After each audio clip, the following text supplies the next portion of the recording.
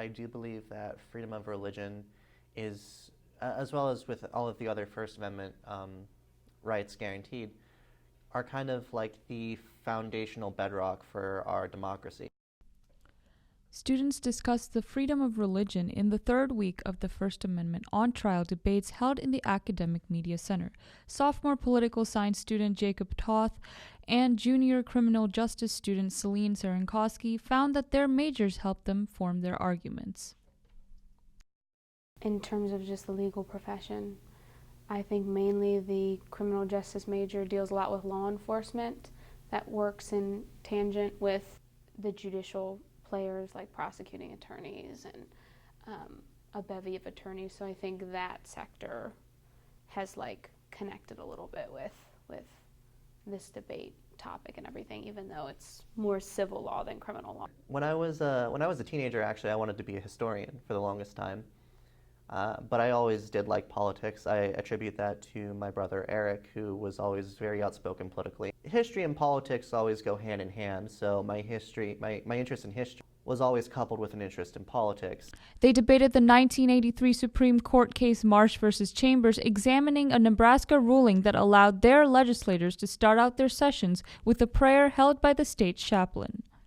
So the case that we have right now that Celine and I will be debating is Marsh v. Chambers, and that is concerning a case coming out of Nebraska in the 1980s about whether or not the state's practice of opening each legislative session with a prayer directed by a paid chaplain was constitutional.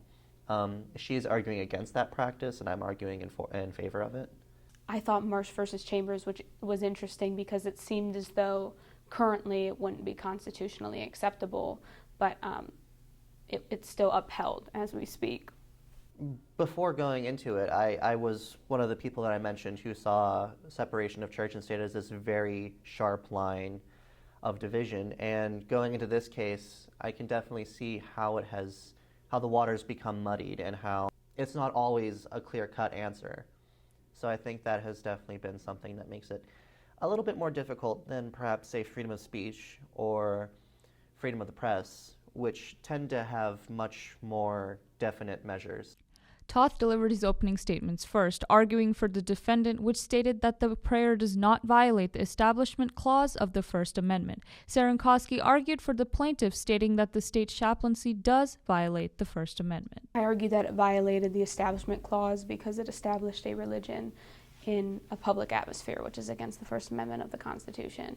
A lot of what I use pertain to the Lemon test, and it's a test that is used to test the constitutionality. The main thrust, if you will, of my argument is going to be that this is a largely historical practice that is consistent even with the time of the drafting of the Constitution.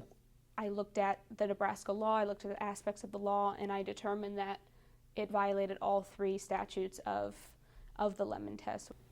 Religion has played a very unique role in the American cultural identity, and I think any sort of political group, especially a newly born government, has a genuine interest in pursuing any sort of cultural cohesion that brings people together. I do think that at least one area where you can sort of ease those tensions is areas where there really isn't a clear-cut answer. There's no clear-cut answer, and if you look at the arguments for both, and hopefully people come away with this, you can sort of see both sides of that argument and how they can be applicable to a variety of different other situations.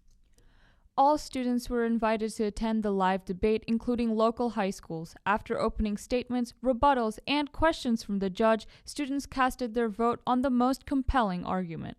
After the final vote, Celine Serenkowski won the debate for this week. I'm very wary of eroding away the First Amendment. I think I would consider myself radically pro-First Amendment because once you start to, negotiate the legality of some free speech, again, just like, disobeying the Constitution, it's all up for grabs.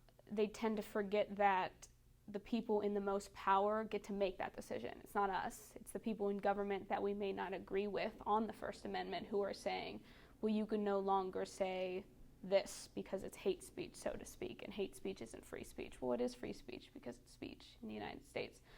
things that you may find unintelligent or hurtful need to be out there so people can see how hurtful and unintelligent it is, and it could be debated in the public square and proved wrong and corrected. But for us to just suppress some speech makes it more appealing and takes the rights away from Americans. I intentionally picked the side that I did because it had lost to begin with. I kind of wanted to challenge the ruling. I didn't really want the advantage of having won. So I was pleased that I won and kind of made the audience rethink the prior decision. The final First Amendment on trial will take place on November 21st at 1:30 p.m. in the Academic Media Center. Reporting for RMU Century Media, I'm Sonu Babu.